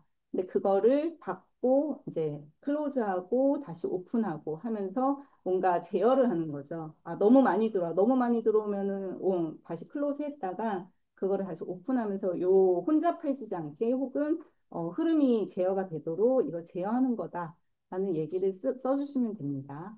네. 그리고 마지막으로 근데 프로토콜 설계식 고려사항이 제일 중요한 거니까 여기에는 앞에 내용을 다 넣어주시면서 고려사항이라고 그래가지고 왜냐하면 프로토콜 설계식 고려사항이기 때문에 이런 문제에서는 앞에서는 내가 막 기술적으로 설명을 했어도 뒤에서는 얘가 이제 고려사항을 물어보는 거기 때문에 이 고려사항은 데이터 전달 방식에서는 이런 걸 고려해야 되고 오류 제어에서는 이런 걸 고려해야 되고요. 혼잡 제어에서는 어떤 걸 고려해야 됩니다. 이러면서 고려사항으로 써주시면 돼요. 답안을 쓸 때는 꼭 이 문제에서 물어본 거랑 맞춰서 써달라. 아니면 채점자들이 굉장히 열심히 찾습니다. 그리고 마지막 M2SF입니다. 이거는 각 다른 기술사분들한테 물어봐도 그렇고 공부하신 분들한테 물어봐도 그렇고 이거를 공부 안 하고 가신 분은 없는 것 같아요.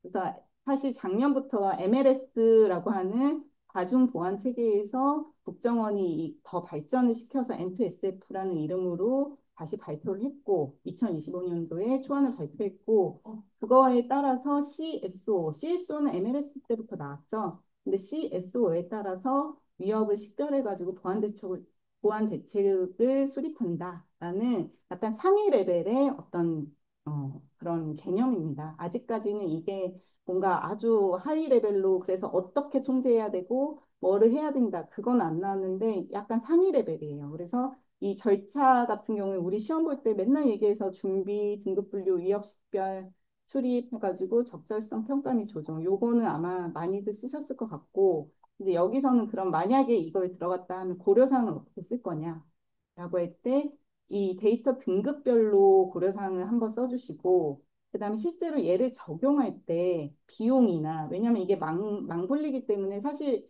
기존에 망분리가 돼 있던 거를 어떻게 커스터마이징 할 거냐 아니면 걔는 두고 신규로 딸 거냐 뭐 여러 가지 고려사항이 되게 많거든요. 근데 그거를 얼마나 잘 정리해서 쓸 수 있느냐 그게 문제고 그래서 뭐 비용에 대한 문제 그다음에 보안 통제 운영 관리, 법제도 준수 여기 이렇게 나눠서 썼는데 저는 이제 이거를 딱 들었을 때 만약에 내가 그냥 공공기관의 담당자인데 NTSF 당장 해. 그래서 우리 원래 다 폐쇄망 썼었는데 망 하나 더 이 보안 등급별로 예를 들어서 외부에 오픈돼 있는 외부 시스템은 외부망으로 써야 돼라고 했을 때는 당장 그거 기존에 있는 거 어떻게 갖고서 커스터마이징 하지? 어떻게 갖고 나오지? 그리고 인터페이스는 어떻게 갖고 나오지? 막 약간 이런 고민부터 들 것 같아요. 그래서 저는 기존에 있는 등급 분류 혹은 기존의 폐쇄망이나 망 정책이 이미 있었기 때문에 신규로 뭐 서비스 되는 거는 상관없지만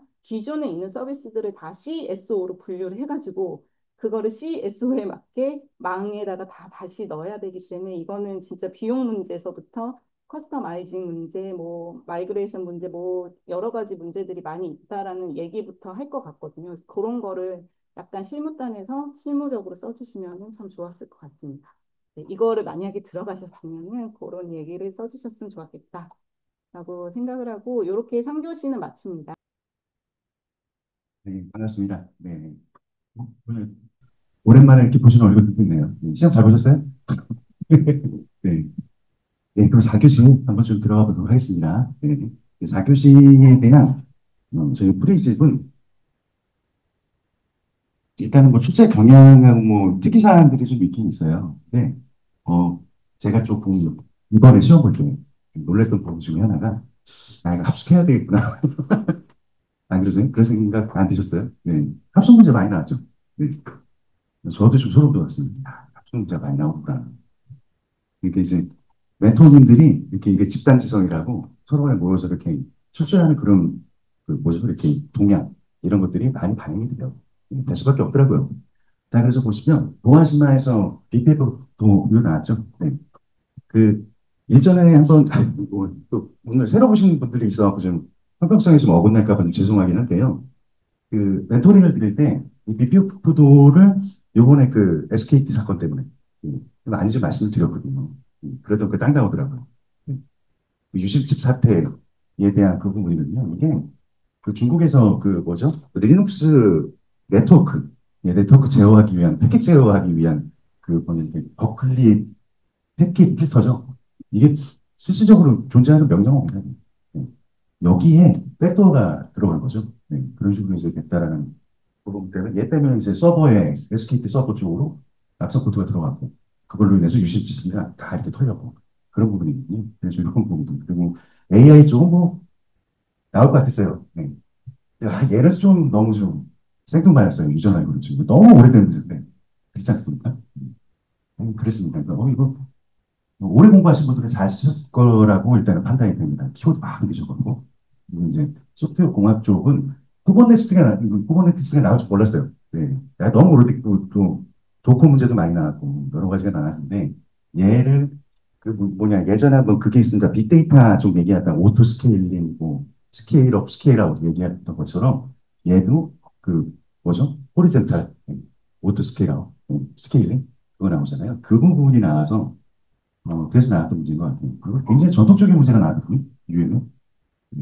그리고 법제도에 이것도 많이 예상을 했던 거예요. 대가선점 가이드야 굉장히 많이 예상을 많이 했었거든요. 그래서 그런 부분들이 좀 많이 나오지 않았을까 이렇게 생각이 듭니다. 그래서 다음 거를 좀 보여드리면 예, 한번 좀 유형을 좀 볼게요.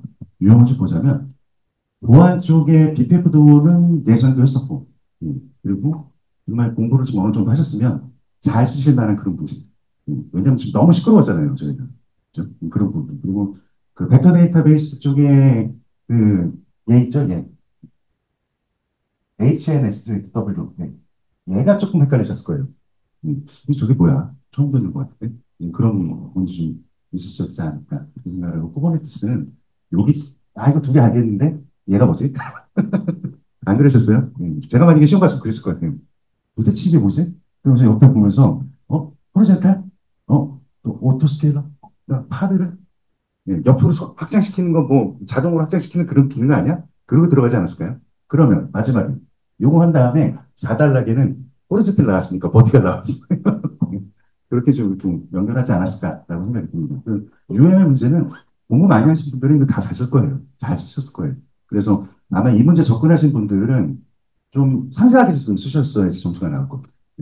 다들 접근하시는 문제이기 때문에 다른 사람들보다 좀 더 이렇게 좀 많은 부분들을 설명하셨다면 나오지 않았을까. 그리고 유전 알고리즘은 키워드 빡빡 넣으시고 물어본 대로만 잘 쓰셨으면 점수 잘 나옵니다. 그런 문제였고요. 그리고 얘는 알아야죠. 그죠? 개정판에 대해서 알아야죠. 알고 들어가신, 준비하신 분들은 고득점 나오지 않았을까요? 근데 그냥 글짓기로 들어가셨다. 그러면 힘드신 문제, 잘못해서 예법이 망하는 문제. 그런 부분이라. 그래서 이제 법제도 들어가실 때는 충분히 준비하고 들어가셔야 하는 이제 그런 상황이라고 이렇게 판단을 하고 있습니다. 네. 그러면 풀이를 한번 해볼게요. 예. 리뷰부터 좀 말씀을 드리면, 서두에 좀 말씀드렸지만, SKT 사건에서, 그 리눅스 서버 안에 BPF라는 기능이 있어요. 이렇게, 버클리피터라는 기능이 있는데, 얘가 네트워크의 이미지도 감지하고, 그 뭐냐, 이렇게 오작, 아니, 잘못 들어오는 공격, 이런 것들을 많이 감지하는 거거든요. 근데 얘한테 백도어가 들어간 거죠. 백도어. 그래서 리모트 쉘로 이렇게 공격을 했고, 요것 때문에 유심히 다 털렸어요. 유심히 다 털렸죠. 그 바람에 다 교체해주는 안에 이제 그런 얘기가 나왔던 부분입니다. 그래서 이제 BPF도하고 기존 백도어의 차이가 얘는 이 안쪽에다가 그 뭐냐 이렇게 내용들을 심어놓기 때문에 포트를 개방하지 않아요. 그냥 그 안에서 내부적으로 실행을 할 수가 있거든요. 그리고 되게 좀 뭐죠? 신종 공격이죠. 뭐냐 얘가 잘 어디서 감지도 잘 안 돼요. 네, 그래서 문제가 좀 생겼던 거였거든요. 그렇게 방어를 많이. 그래서 두 가지가 무슨 차이가 있느냐. 그거를 적절하게 좀 쓰셨으면 되는 문제였다라고 이렇게 판단이 되고요. 여기 좀 보시면은 기존 백도어 방식의 차이, 그리고 유형 요소와 기억 시스템에 대한 미치는 영향이잖아요.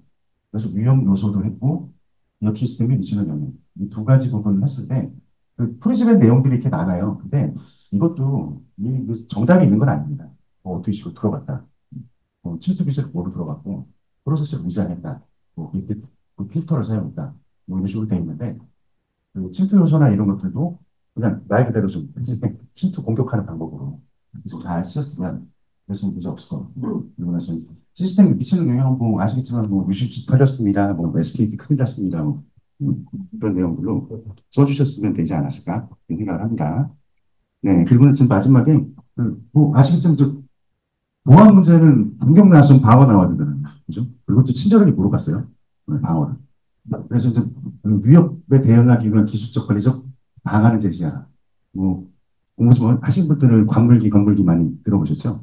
관물기. 관물기에서 관리적하고 기술적인 부분도 두 가지 물어봤습니다. 그래서 관리적인 부분은 정답은 없습니다. 이렇게 쓰셔도 되는데, 뭐 아시겠지만 조직 구성하시고, 네, 담당자 선임하시고, 관리적인 부분은요, 매뉴얼 구성하고, 또 뭐가 있죠? 모의 훈련하고, 그런 내용들 쓰셔도 충분해요. 뭐 이런 내용 필요 없어요. 근데 아마 기술적인 부분들은 BPF도를 차단하기 위한 기술들을 좀 몇 가지 키워드스럽게 좀 쓰셨으면 되지 않았을까. 이 내용 다 어떻게 쓰겠어요? 이건 좀 공부하시라고 주는 내용입니다. 그래서 이런 내용들 중에 몇 가지 좀 겹치는 내용들만 있으셨어도 그래도 충분히 BPF도는 작성하실 만하지 않았을까. 이 생각이 듭니다. 그리고 뭐 제로 트러스트 기반의 뭐 비페퍼, 뭐 그거에 대한 위협 대응 방안 제시로 다 달라가 쓰셨는데, 뭐 계속 제로 트러스트 얘기가 많이 나오잖아요. 그래서 연결해서 이렇게 쓰셨으면 충분히 좀, 네, 이거는 좀 답안 작성하시는데 좀 충분하시지 않았을까, 그런 생각이 들고 있습니다. 네. 그리고 이제 두 번째가 그 벡터 데이터베이스의 효율적인 검색을 위한 HNSW 하고 뭐 IVF, 동작 원리를 설명하라고 이렇게 두 개 나왔습니다.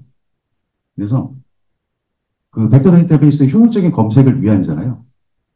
그래서 어떻게 효율적으로 벡터 데이터베이스를 검색하느냐. 뭐 RAG 계속 나오면서 벡터 대비 쪽은 많이 나오고 있었어요. 지금 많이 나오고 있었고 거기에 대한 부분들로 쉽게 쉽게 접근을 하시면 되는데 뭐 보시면 이제 이런 게 있습니다. 그 두 가지 검색 있죠. 하이러컬 내비게이블 스몰 월드라는 게 있는데 이런 부분들이 이런 데서 사용을 하다 이렇게 작성을 좀 해주시면 될 것 같아요. 그래서 여기에 HNSF나 IVF, PQ 이런 것들이 들어가더라. 이런 식으로 이제 작성을 하셔서 그래서 그 뭐냐 최근적 이웃 검색에 대한 부분들을 좀 쓰시면 되고요. 그 다음에 이제 물어본 부분으로 두 가지 쓰셔야 되잖아요. 그죠? HNSF를 쓰시고 그리고 IVF를 쓰시고 두 가지로 나눠서 물어본 걸 충실하게 쓰시면 됩니다. 그래서 여기는 이렇게 스몰월드가 뭐 제가 이거 알고리즘 설명할 건 아닌데 레이어 계층이 있고요. 레이어 계층에서 근접되어 있는 걸 찾아가고 또 근접되어 있는 걸 찾아가요. 이렇게. 이렇게요. 스몰월드입니다. 가장 근접되어 있는 기반으로 찾아가는 그런 형식으로 좀 레이어 기반으로 됐다라고 이렇게 판단하셔서 쓰셨으면 가능하지 않았을까. 그리고 IVF는요, 이게 KNG 기반입니다. 이렇게 중점 찾아서 플러스 빈하죠. 중점 찾아서 여기 안에서 색인을 하고 검색을 하고 이에 해당되는 두 가지 부분을 좀 쓰셨으면 얘네들은 문제를 그렇게 두 가지로 꽉 집어서 볼 거기 때문에 두 개에 대한 부분들을 정의부터 쫙 써주셔요. 그래야지만 이제 정확하게 좀 채점을 하시는데 도움이 될 수 있을 것 같습니다. 네. 그리고 이제 4단락에는 두 가지뿐만 아니라 PQ까지 이제 물어봤어요. 그래서 물어봤는데 저는 개인적으로 생각했을 때 얘네 두 개만 비교해도 되지 않았을까. 왜냐면 물어본 게 두 개니까. 그 뭐 하나 더 쓰셔갖고 이렇게 쓰셨으면 이거 이렇게 해갖고 25분만 했을까요? 그냥 간단하게 이렇게 두 가지 물어봤으니 두 가지에 대한 비교로 4단락을 마무리하셨어도 고득점 나가는 데 늦었거든요. 그런 형식으로 풀어주시면 될 것 같습니다.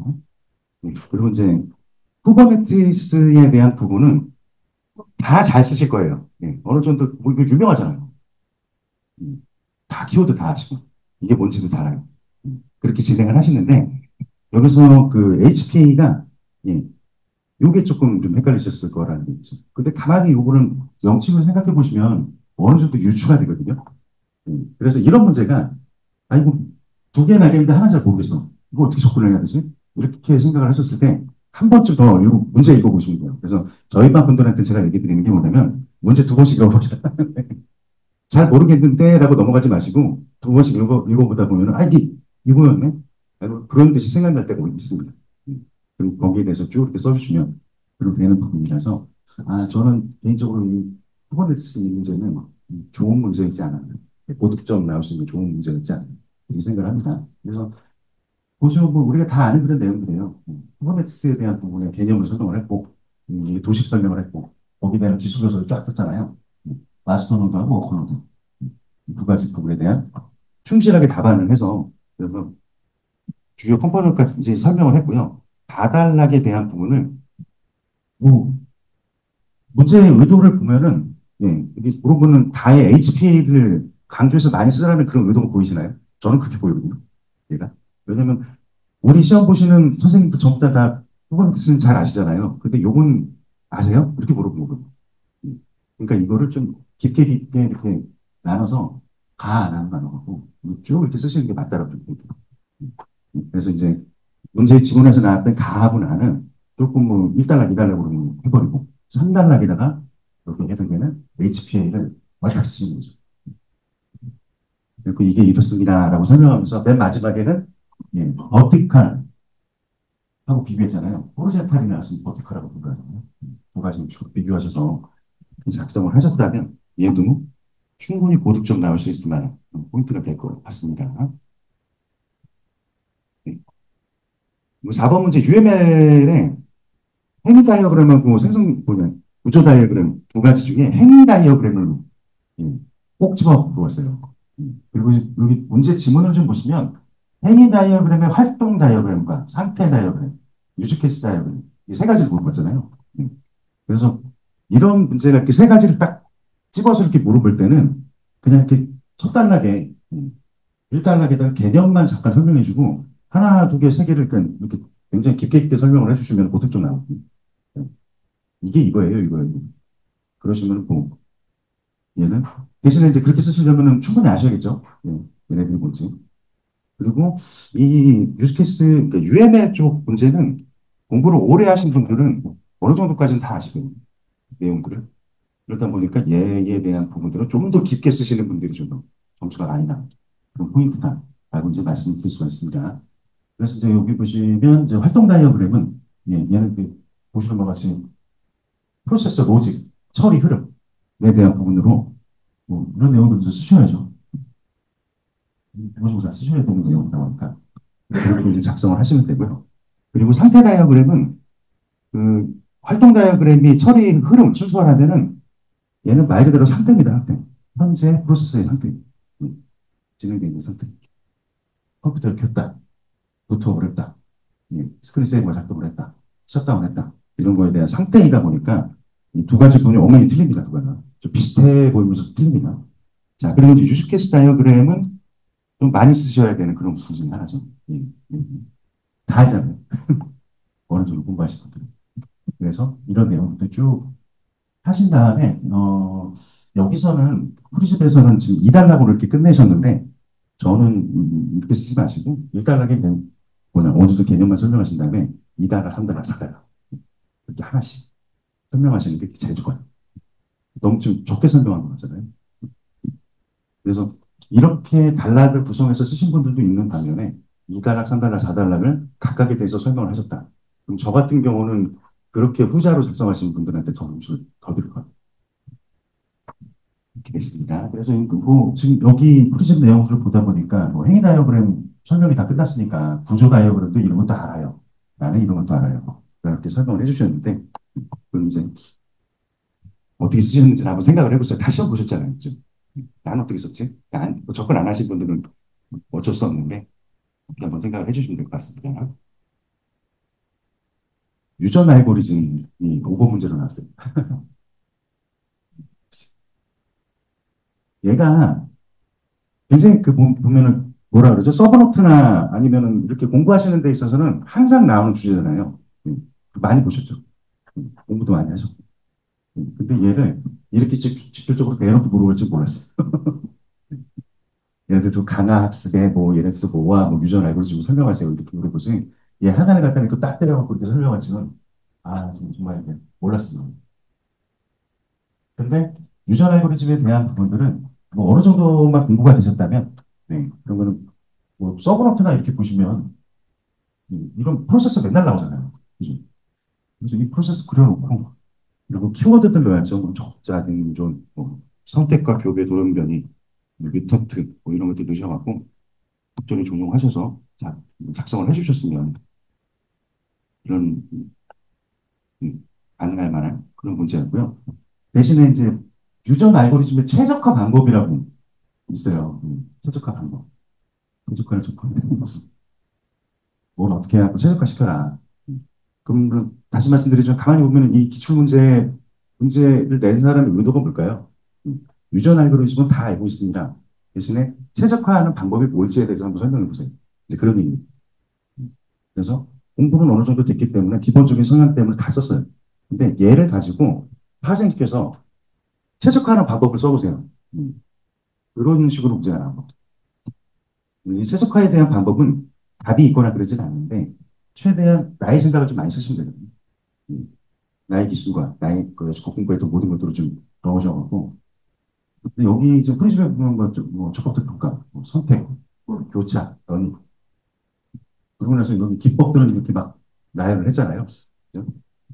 이렇게 많이 쓸 수 있을까요? 쓸 수 있으면 좋은데 아무튼 이제 그런 의도를 가지고 얘는 이제 물어본 문제입니다.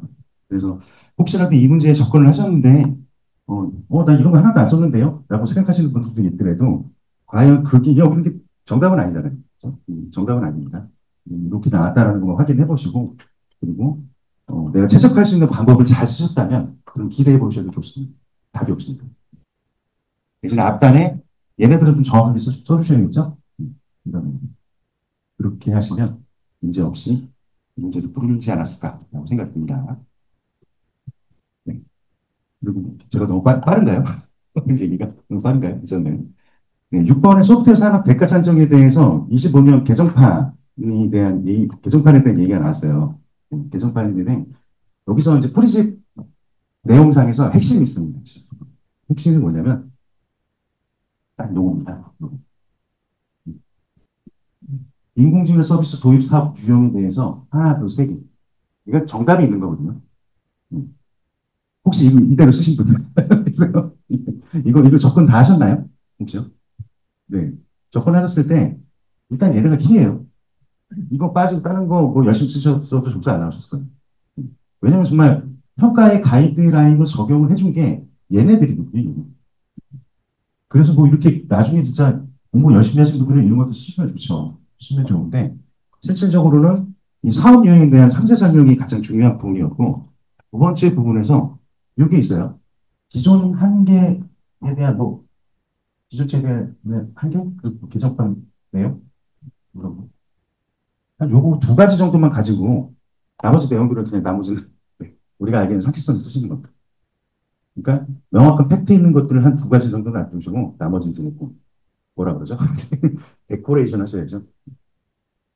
그럼 뭐 이건 충분합니다. 그래서 쓰신 분들은 한번 복기를 한번 해보세요. 내가 그렇게 썼나? 이거 두 가지 개정판이니까 과거에는 뭐가 있었는데 뭐로 개정했다. 이거 하나 쓰시고 그리고 또 예, 주요 AI 서비스 도입 사업의 유형과 뭐 사업비 산정 절차라고 돼 있는데 사업비 산정 절차는 별거 없어요. 사전 준비하고 뭐 서비스 이용료 계산하고 누가 못합니까? 그냥 상식선에서 쓰는 거거든요. 그렇기 때문에 얘네들을 정확하게 쓰셨다면 얘도 충분히 좀 풀만하신 문제인데 만약에 그렇게 접근을 못하셨다 그러면은 죄송한데 다른 문제 선택하시는 게 맞아요. 이건 알고 들어가셔야 됩니다. 그래서 이제 저희가 일단 요번에 이렇게 풀이를 좀 진행을 드리면서 혹시라도 다음번에 이제 시험을 또 보시게 되는 사항이 발생을 하신다면 이렇게 개정판이 나오거나 이제 그런 부분들이 나오면 핵심적인 사항들은 좀 정리를 해놓으셨다가 그걸 가지고 들어가시는 걸로 맞다고 이렇게 판단을 하고 있습니다. 네. 제가 좀 너무 빨리 끝낸 것 같은데요. 그러면 다시 한 번만 좀 랩업을 좀 하자면 네. 일단은 4교시 문제는 굉장히 좀 어떻게 보면 현재 이슈적인 부분들의 문제하고요. 굉장히 전통적인 문제가 두 가지가 이렇게 혼합돼서 나온 그런 문제라고 볼 수 있습니다. 그리고 뭐 일단은 개정판에 대한 백과성 가이드 라인도 이렇게 나오긴 했는데 이렇게 여섯 문제를 딱 봤을 때 한 세 문제 정도는 그래서 좀 할만한데 그런 생각이 드셨을 거예요. 폴리티스. 잘 모르겠지만 일단 들어가셨어. 요즘 계속 RH 나오다 보니까 얘는 가요. UM에? 저것도 쓸만한데? 야, 내가 이거 맨날 뭐냐, 이렇게 자료 서브노트로 많이 봤는데 깊게 공부를 못했는데 여기서 고민거리면서 이거는 내가 준비 못했는데 어떡하지? 얘는 뭐지? 한 세 가지 헷갈리고 한 세 개는 좀 쓸만하고 좀 그런 상황이 좀 벌어졌을 거예요. 그래서 보면서 좀 깊게 있게 좀 이렇게 좀 알아주셨으면 공부를 오래 하셨던 분들 같은 경우는 좀 쉽게 좀 작성할 수 있는 그런 글씨가 아니었을까.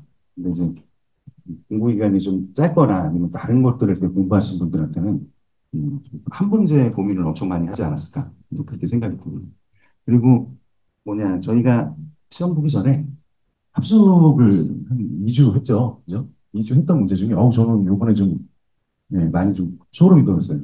그래도 합숙을 해야 되겠구나. 많이 나왔잖아요. 그러다 보니까 일단은 공부하시는 방향을 잡으실 때, 각 반의 멘토분들 얘기 충분히 많이 들어주시고, 그리고 진행을 하시면 될 것 같습니다.